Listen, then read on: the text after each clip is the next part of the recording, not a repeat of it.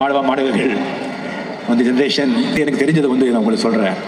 அந்த நம்ம மனுஷ பருவம், மனுஷ ஜென்மத்திலேயே வந்துட்டு வசந்த காலம் அப்படிங்கிறது அந்த மாணவ பருவம் தான். அந்த பருவத்தில் வந்து சுக சந்தோஷம் வந்து வாழ்க்கையில என்ன நீங்க வந்தா கூட அந்த சந்தோஷம் கிடைக்காதுங்க. ஸோ அந்த சந்தோஷமான நாட்கள் அட் த சேம் டைம் ரொம்ப சோதனையான நாட்கள் கூட. உங்க வாழ்க்கையை வந்து வாழ்க்கையோட அஸ்திவாரம் இதுல தான் இருக்கு. இந்த 4 வருஷம் நீங்க கஷ்டப்பட்டு படிச்சாதான் உங்க 40 வருஷம் வாழ்க்கை நல்லா இருக்கும். படிப்பது மட்டும் இருக்கட்டும் உங்களுடைய எண்ணம், உங்களுடைய கவனம். வேற எதிரையும் நீங்க கவனம் செலுத்தாதீங்க. நீங்க காலேஜ் வந்து ஸ்டெப்ஸ் படிகள் ஏறும்போது நீங்க வந்து உங்களுடைய வாழ்க்கை, உங்களுடைய ஃபியூச்சர், உங்களுடைய எதிர்காலம், உங்களுடைய சந்தோஷம் மட்டும் இல்ல, உங்க அப்பா அம்மாவோட உழைப்பு, அவங்களுடைய சந்தோஷம், அவங்களுடைய எதிர்காலம் கூட சுமந்துக்கிட்டு அந்த படியை ஏறிட்டு இருக்கீங்க. அந்த மறந்துடாதீங்க.